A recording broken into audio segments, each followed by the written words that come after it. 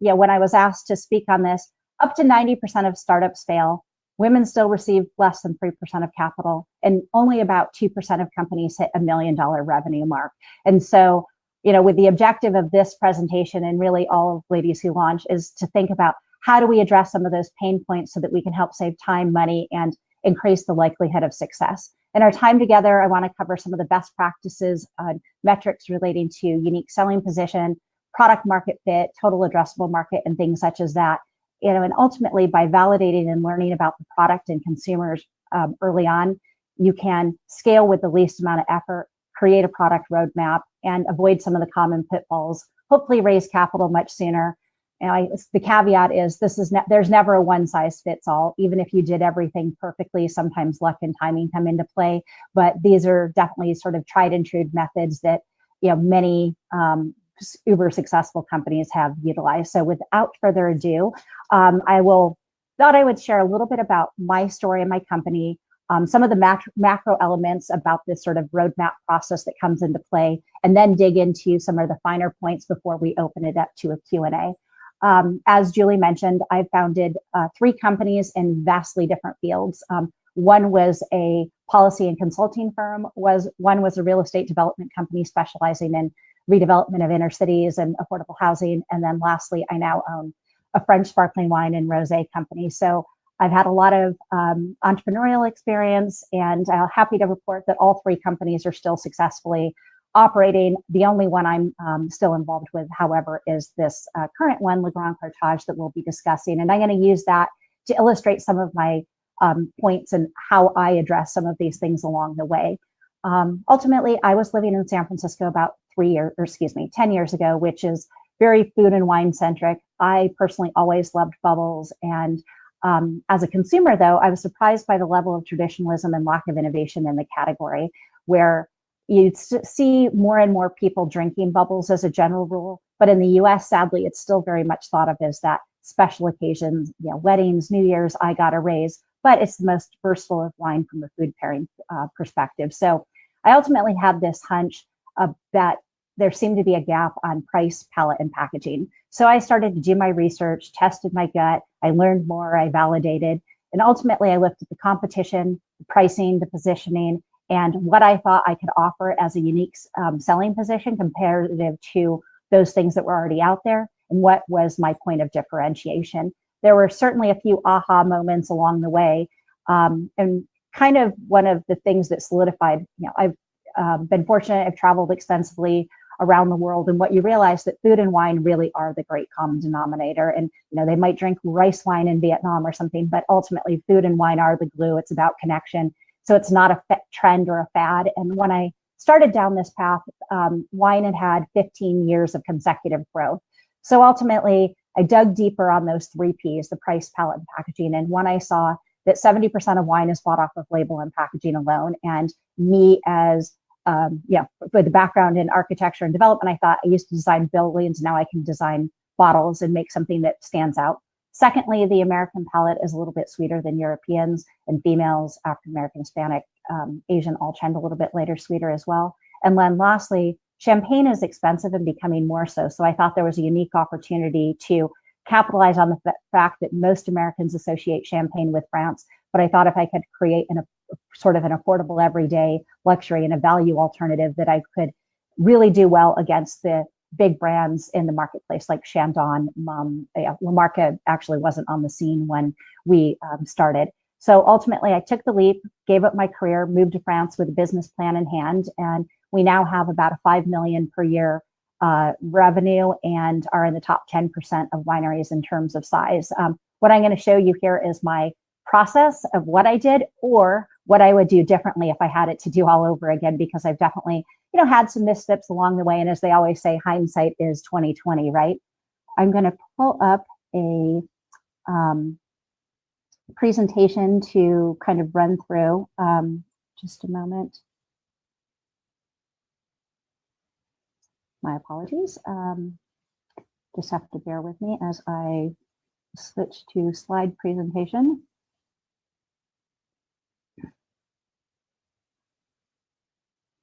All right. Julie, can you just confirm if there, because I can't see you now with the slide. If there's any problems, certainly let me know. But ultimately, I sort of see this as an entrepreneur roadmap, and there's a process called the lean startup methodology, and I definitely subscribe to that. In the old days, it was like, oh, have an idea, develop a business plan, pitch to investors, develop a product, and you're off to the races. That's very expensive and time consuming. And so there's a newer school of thought in the last 10 to 15 years or so about really this lean process. And it kind of starts with the premise of you have a hunch or a problem, you do the consumer research, you dig into your competition, you look at the total market area, you figure out what your value proposition is. And ultimately, once you've sort of defined that, it's ultimately comes down to a problem solution fit. So you've defined there's a problem, what the gap is, and then you start down this path of creating a minimum viable product, as it's called. So we'll dig in a little bit more, but it's ultimately about a core set of features that you put on a product versus spending years developing or expensive money until you've tested. And so we'll dig into these components, but this is really the nuances along the way. And sometimes it's not necessarily linear, but the way I look at it is a startup should apply the scientific process much like a scientist does. You start with a hypothesis, test it, prove it, move on, and then further iterate on that hypothesis. Many startups begin with an idea for a product of what they think people want, and they'll spend months, sometimes years, perfecting that product without ever showing the product, getting feedback. And once they launch and they're not getting traction, they wonder why, but they never really got feedback from those core users as to what the issues were. And, I kind of like to think about the distinction. The question is not, can the product be built? It's more, should the product be built? And presuming that it should, then can you actually create a sustainable business that's scalable and addresses those needs of the marketplace? And so, it's like shifting, not can you do it, because most things we can do, but instead, should you do it? And that really comes down to this problem solution fit first, and then moving on to the MVP, which is about sort of build, learn, measure, sort of rinse and repeat. And so when you take a step back, you hear a lot of people talk about product market fit, but I see that as the end products per se. Instead, you want to fall in love with the problem, create an offer that solves that problem, and then build it. And so it's sort of reverse engineering. You define the problem very specifically, dug into the marketplace, and then create that problem. And I think create that product. Many people, I think, fall in love with a product concept without clearly understanding what the problem is, or if there really is a product problem at all and consumers that want it. And so it's a important distinction about sort of that process, because often people start in the reverse, but I'm a big believer, start with the problem, then move on to the product.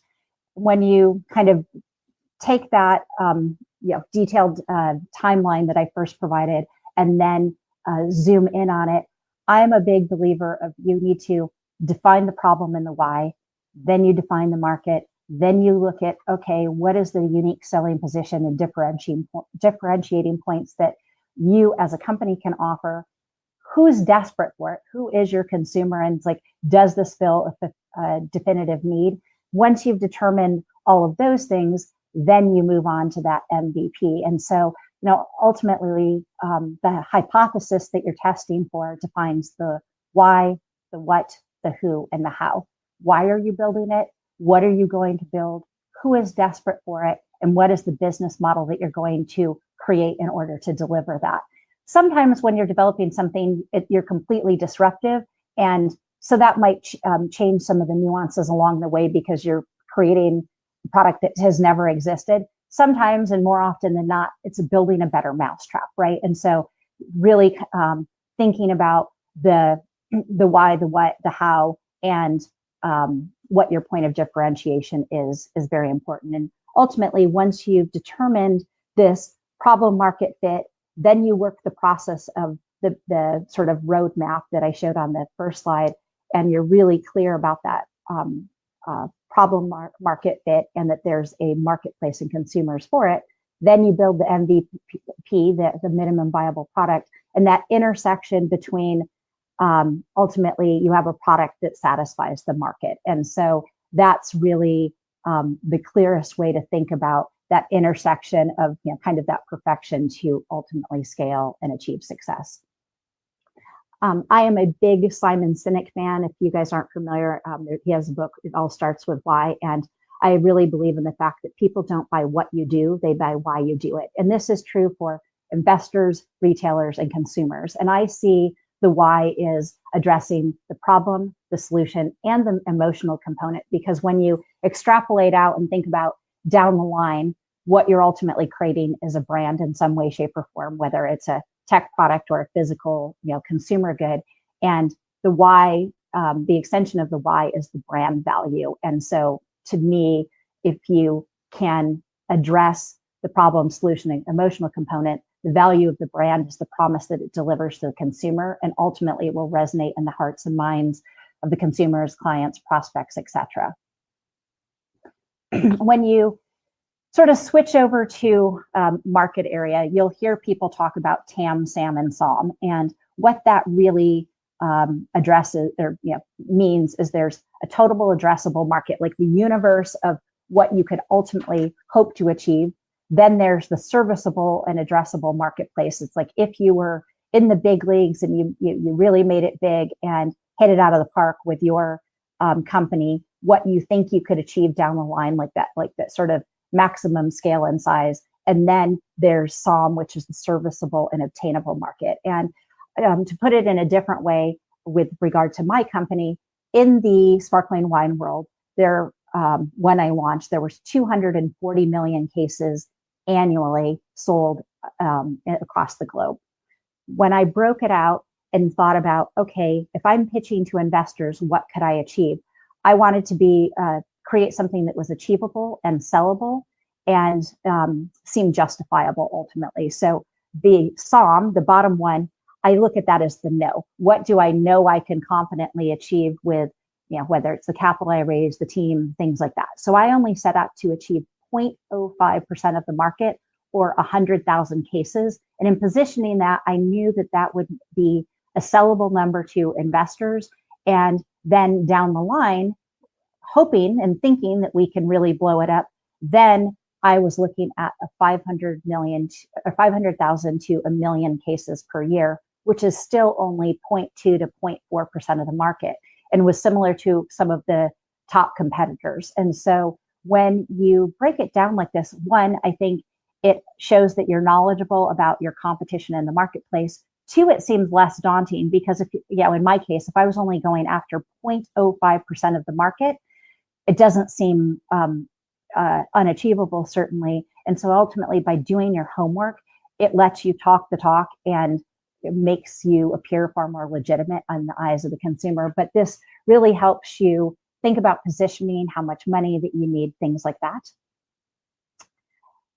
When you dig into the competition, that's a little bit more obvious to most of us because we hear about marketing, demographics, things like that. But ultimately, once you've looked at that, I'd say the TAM, SAM, and SOM and the competition go hand in hand because you're looking at the universe of opportunity for the particular brand, and then you're looking at who already is operating in that universe. And so who are the leaders? Where are the gaps? What do they do well versus poorly? And what is their target demographic? Because in the instance of my brand, I was looking at some very traditional branding and packaging. And so I thought, how can I win and offer a point of differentiation against that? And so I went for something that was timeless, elegant, but ultimately was far more modern and contemporary, visually sort of grabbed the eye, but yet looks upscale and expensive. And so I really tried to think about where can I win? Because I sort of joke that a product, like when you're perusing a shelf,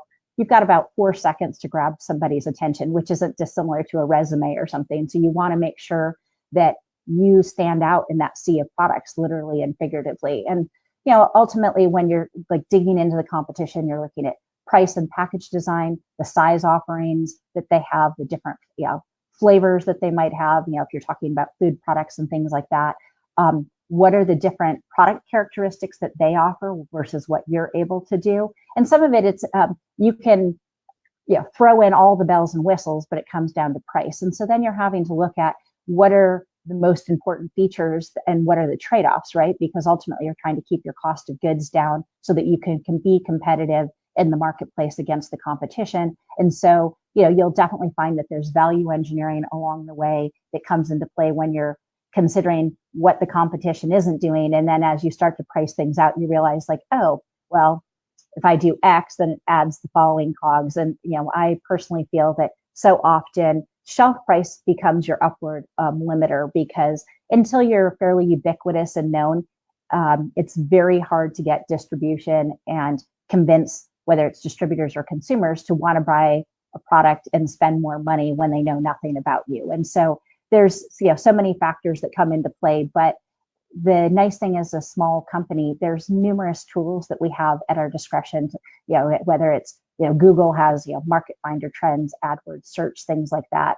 SEMrush or similar web, you can analyze a lot of the competitors. And I would say for the purpose of this presentation, I'm focusing a little bit more on CPG and consumer product goods, because that's what I know a little bit more clearly. But I'm going to share this presentation with ladies who launch afterwards so they can disseminate it. And at the end of this slide, I put in a great article that has several tools and specific methodology for how you go about doing a deep dive on the competition ultimately.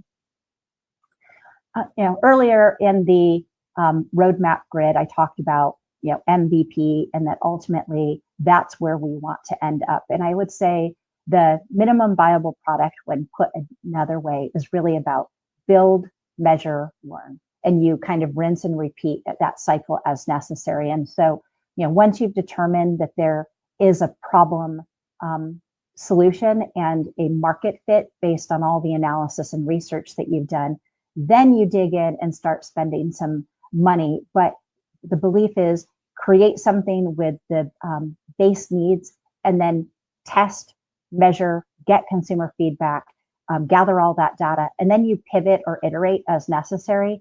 And with those influences and feedback from consumers, you're testing your hypothesis. And like I joked earlier, the scientific method, but that's really what it comes down to. So you're getting those insights, and then you'll tweak the model, and then maybe build a new prototype, and then get more feedback and things like that along the way. And wine, it's not quite the same with regard to an MVP if you're developing new software or a really complex electronics product or something like that. But I started very simply, like literally my first few designs, I'd print out stuff on the computer, I'd buy other bottles off of the shelf or blank bottles, and tape and glue and things like that. I'd do a mock-up, and I had no shame. I'd walk into retailers and just put my bottle on the shelf next to a lot of the core competition, take pictures to see like, okay, do we stand out? Do we have the what I've designed? Does it achieve the intended purpose?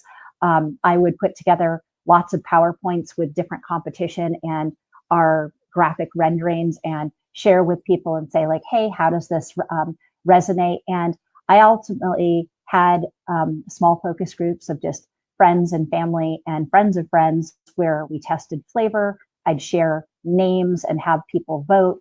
I had people vote on labels. And so I think sometimes when people talk about consumer research, it can feel so daunting or that you don't have money, but just start with the people you know. However, I will say that it's being very clear with friends and family. It's like, look, I don't want to waste time and money. I really need critical insights and feedback. The beauty of friends is they're not so caught up in what you're doing. There's not an emotional tie, so they tend to be more honest. But I will say what was a little bit hard along the way when you start doing this, you're opening yourself up to critique or criticism. You're asking for feedback, and sometimes you're so excited about what you're building and you feel very defeated and deflated after getting feedback. But think of it as a blessing, because ultimately these people are saving you time and money and decreasing your chances of failure. So really put it out there, manage the expectations of like, look, you want them to rip it apart and stuff like that. So I started very small initially with these, like sort of the friends of friends and things like that. And then I actually did a small focus and user group where I paid to have an analysis done of independence and got the feedbacks. And that was really valuable because little tweaks that you make along the way. And so, you know, the beauty of developing an MVP is it's less expensive, there's less risk. The downside, if it's too bare, you risk critique ultimately along the way. But I think if you're clear and defined for early consumers, once you have this minimum viable product and you've actually created something, it's like, look, I want to treat you as an early stage insider, and I really want to get your feedback. And a lot of times people are more than happy because they like to feel special and you've chosen them to be an insider. And I almost can treat it as a consumer advisory board where you're making them an integral part of the process. And then what in exchange you're offering, grandfathering pricing and saying you're going to give them great pricing for the future of the company versus whatever market is. And so that's how you can bring people in. But ultimately, it's about validation. And I think one of the other beauties of really taking the time of doing, I'm going to say these early stage product markups and then actually doing a more full-fledged is you're also able to sharpen your marketing message and pinpoint the value propositions and be very clear in the copy and the selling points to distributors and retailers and things like that, because you've now already taken all this critique along the way and learned from it, and it helps with the verbiage and vernacular that you use as you're developing things out. Oops, I'm sorry. I clicked off. I apologize. Technical difficulties. My apologies. All right, sorry. I was talking about that some people like to be early stage, and there's actually sort of a proven bell curve where you've got the early innovators and adopters where they want to have the newest and greatest, and they're okay with everything not being perfect because they like being in the know and feeling special. But then the largest set, there's what kind of the early majority, but most of those people already want some validation and they want complete solutions and convenience. And so you're only talking about 15% of the marketplace that's willing to be early adopters, but that really they're able, that gap that you saw, the minimum viable product, they're able to give, phenomenal insights to you along the way. And like I said, just do some small focus groups even and test with different age groups. So if you think, all right, my core demographic is 25 to 35, make sure you do the outliers of the younger and older, because you don't want to segment your market too small, and you want to make sure that you're not geo-targeting so much that you're missing the boat on what other consumers might want along the way too. Now that we've done all this homework and sort of looked at the problem solution, tested the market, looked at the minimum viable product, then it comes down to, all right, now I feel like I've achieved product market fit. And there's sort of this hierarchy of things along the way where you're looking at your target user and customer and the underserved needs. And that's kind of your market, if you will, where you're defining the foundation of that marketplace. Then you're really looking at the unique selling position, the value proposition, the features that you have, and ultimately the UX or the user experience that you're able to offer vis-a-vis those of your consumers. And ultimately, all of these things along the way are about the gap in the market and you versus the competition. But if you see, reinforce each of these foundational levels along the way, it really will help to lead to the success. Ultimately, they say startups need 2 to 3 times longer to validate their market than most founders expect. So, be prepared for that. And this is how the MVP helps shorten that. And in general, I think a lot of people hire before they get to product market fit, and that ultimately slows you down and you're burning through cash. Ultimately, you really should hire your superstar talent, I believe, after you get product market fit, because only then will it really help speed you up. And I sort of look at it as you want to live as long as possible and stay alive until you're clear that you have a product market fit.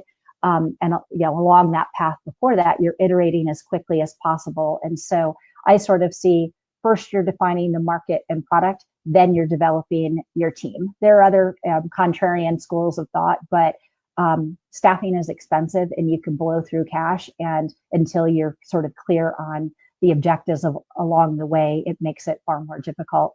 So I think the last piece of sort of that product market fit is avoid the echo chamber trap. I think a lot of people engage with themselves, fellow startups, and are overconfident in their understanding of the market. And the truth is, even if you're engaged with customers, they're likely to be preaching to the choir or else speaking sort of to the wrong ones and getting inaccurate feedback about that product test that you did earlier. And so I think it's important to understand that intersection of where you move from unconvincing to compelling, and that you're listening to too many of the people that are already on the bandwagon or people in a similar field, and that you're moving outside. And so I think the true success comes at the intersection of story, product market fit, and balancing your economics along the way, where you don't want to be so revenue centric that you're forgetting about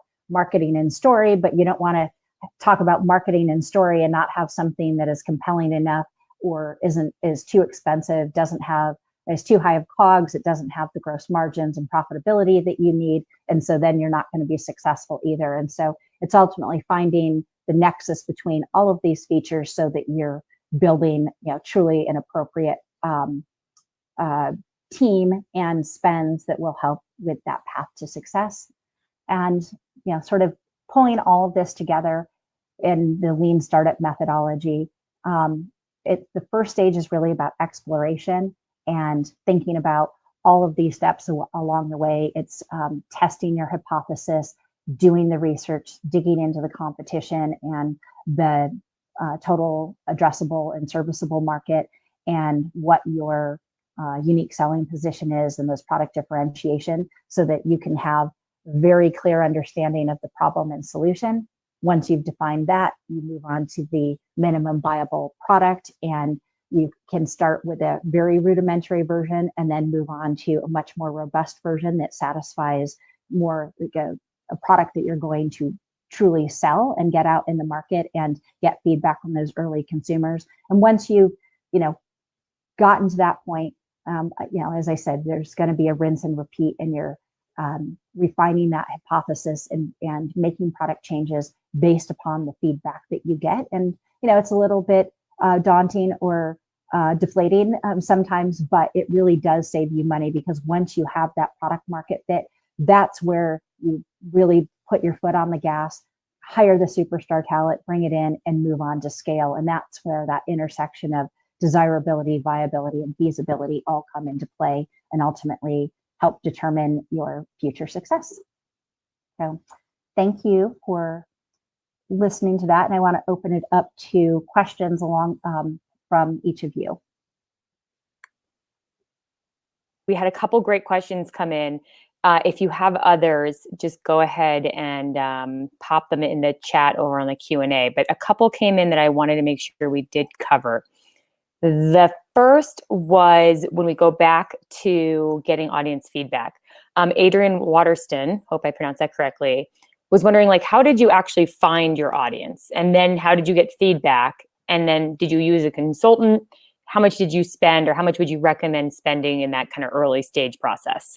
That's a great question. I think in terms of finding the audience, somewhat with websites of competition and looking at social media of others too and digging in, you're able to sort of see, all right, what are other people doing and where does their target seem to be, and where do I feel that my product fits? And sometimes there's very similar overlap. Sometimes there's segmentation and you're trying to go after a different sliver of the market. And so some of mine was gut. I mean, at the end of the day, 80% of bubbles are consumed by females. And I sort of saw whether you're 22 and it's aspirational buy, or it's 65 year old and somebody that has more disposable income.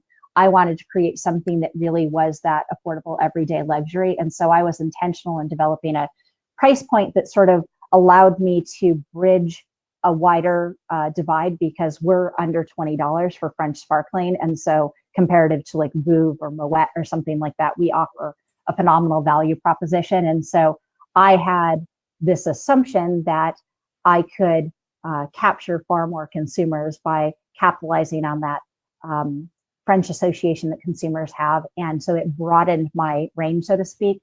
With regard to consultants and such, other than doing that initial focus group, which I think I spent $5,000 or maybe $7,500 on that to do a focus group once we already had a product, I did not spend much that early. And it's a balance point as a consumer or as an entrepreneur.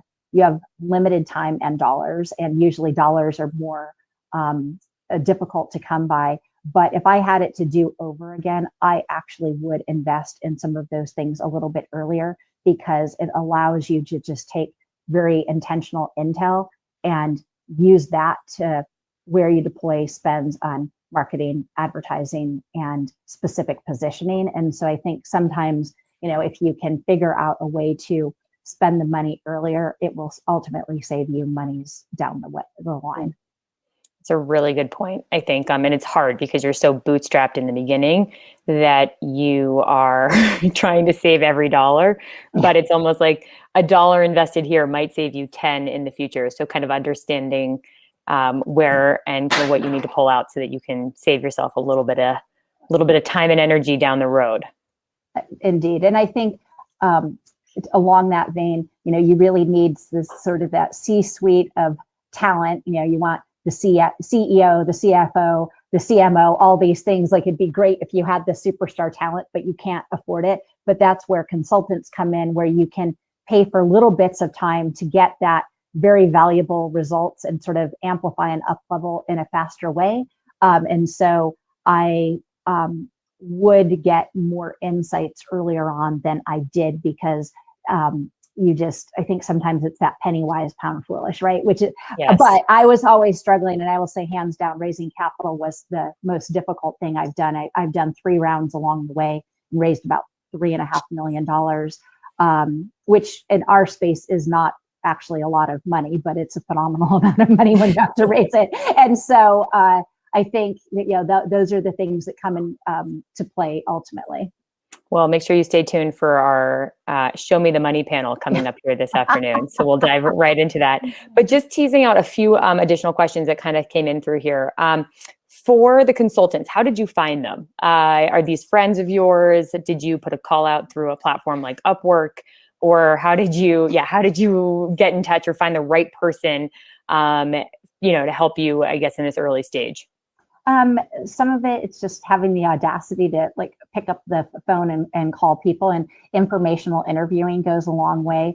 I think sometimes when it comes to competition, you're leery to ask, but I think especially now versus even 10 years ago, the multitude of platforms for entrepreneurs, like ladies who launch, don't be shy about asking and say, I really need X, I'm looking to dig in, and no doubt there are people that are more than willing to help. And so if you can define very succinctly what you need, people can share with friends and get feedback. And so a lot of mine was just sort of that hunt and peck and following. I didn't, Google people because yes, you can always find firms that do stuff, but I wanted others that understood the startup realities, because there's a distinction between working with big corporations that have massive dollars versus a startup that needs to be sort of lean and mean and willing to bootstrap. And so I just kind of asked around for recommendations of who would be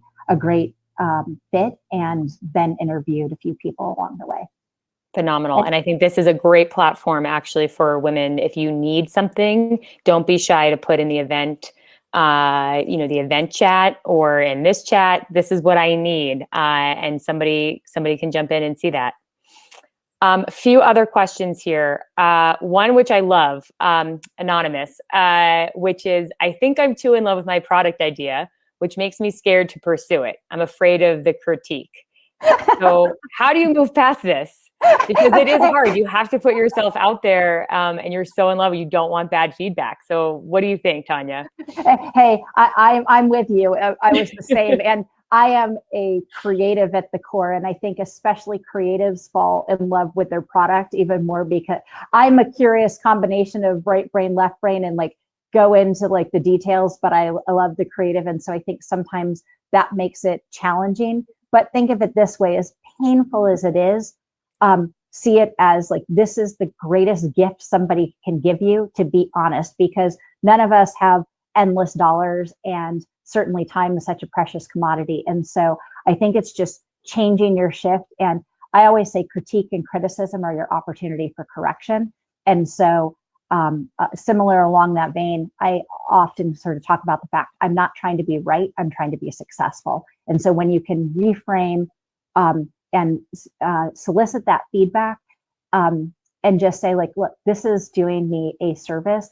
I think also along that, which is a little bit contrarian, you want the feedback, but you also have to be willing to quiet the naysayers and diffuse the no, because so many people are more likely to squash your ideas. And some people don't have vision, and most people are not risk takers. So if I listened to everyone that said, what the hell are you doing, moving to France, giving up your career, and right about, I wouldn't be sitting here today. And so I think there's skepticism that most people innately have because they're not going to want to be entrepreneurs. And so test, get feedback. But if you firmly believe and you're like that people aren't seeing it, sometimes you have to be willing to like truly go on that leap of faith, but don't operate in a vacuum, because you'll kick yourself down the line to anonymous that asked that, because you don't want to spend 5 years of your life and then in tons of time and money and to end up with a product that just didn't work. I feel that was perfect advice, which is, and I'm just thinking back to what Tawyna said before, which is every day if you got feedback, imagine how great you would be. And so if you can take that feedback and just know that it's going to make you and your product better, then the fact that you're so in love with your product is amazing. That's like the passion and energy you want to see. But to Tanya's point, the operation in a vacuum, and we do see that sometimes where you're so focused and you're so dialed in and you're so in love with what you're doing that the understanding of that your product might not actually work in the market at the price point that you need can go amiss. So it's a balance. Okay, last question that I see in here from Lumi, which perhaps we'll expand on a little bit. But if you already know the industry and the competition has a hold on the industry, how do you find the edge? It seems like she might have worked in the industry for the last 6 years. Great question. I'll use wine again as a specific example. I've read that 93% of wine in the US is controlled by 6 companies, which is daunting. You look at like Gallo, Trinchero, companies like that. So when you have these massive entities that control the vast majority, it is the proverbial David versus Goliath. And I think that the recipe for success for small companies, frankly, is often our nimbleness. We are able to adapt and react far faster. It's like so many of these big companies are slow moving aircraft carriers. And it's like in fact, my VP of marketing used to work for Mondavi, which Mondavi is one of the largest wine companies in the US. They subsequently sold to Constellation. And so, you know, when you bring in big talent like that has like lots of resources and people, you worry if they're going to get bored. And Shauna had said that very definitively what she got to do with the Grand Courtage was far more measurable and far more involved than when she was at Mondavi, because so often the big companies are siloed and people don't have their pulse on everything that's happening. And I will say, I am certainly not shy and I take a lot of risk, but in meeting with a lot of the presidents of our various distributors and, you know, like for instance, California is our first state, home state. It's where I launched. We do phenomenally well here and we're with a large distributor. They have 13,000 wine SKUs in their book, lots of sparkling wine. But yet I've built into a big brand. And I once had the president of the distributor say, you know far more about the industry than a lot of people that work for like a Bacardi or things like that, because they each person has a understanding of a segment of the job. When you're an entrepreneur, you literally know the A to Z. And if you do that deep dive and dig in, you'd be surprised by what your knowledge base is. And it's taking that knowledge and having the confidence that you can speak very educatedly to the big wigs and sort of talk the talk and walk the walk. And you can be lightning fast. Somebody needs to, all right, got it done, right? Versus, using Mandavi again, Shauna would say it would often take them 2 to 3 years to bring a product to market, because sometimes I think the big companies, it's analysis paralysis. They've got deep pockets and big teams, but they do so much review and analysis and this and that they almost miss the boat. And so I think it's that balance of realizing that in this day and age, nimbleness affords you a lot of opportunity. And lastly, I think consumers are far more suspect of the big companies, more and more, and they want to help the small entrepreneurs, and that David and Goliath, they like the underdog and want to be able to support. And story sells, right? Now it's hard to convey story, but with social media and things like that, you actually can operate in a far different way than you ever were able to do 10 years ago. And because before it was only 4 or 5 touch points to be perceived as a brand, but you had billboard, TV, magazine, and radio, and that was it. Now we have all sorts of channels. It's crowded, but there's a lot of channels. And so I think it's just feeling that confidence that the morsels that you can go after. Sorry, that was kind of a long response. No, that was a great answer. And I think I just completely resonated with me. And I think about all the women that are going to be chatting today, and especially the next panel, which will be building your brand, which is don't think that these big companies can move fast. Like I used to work at big companies, and it would take us 6 months to get through like a minor branding redesign, whereas like these smaller companies could get it up and out in like a week. Yeah. So you have a good question there, Lumi. Know your industry. Okay, last question, and then we're gonna wrap to power networking here. But Tawyna, we could talk all day in our mini MBA session. One other question is, based on all of this, these are some very technical terms, related to what you mentioned, like MVP, TAM, SOM, SAM, right?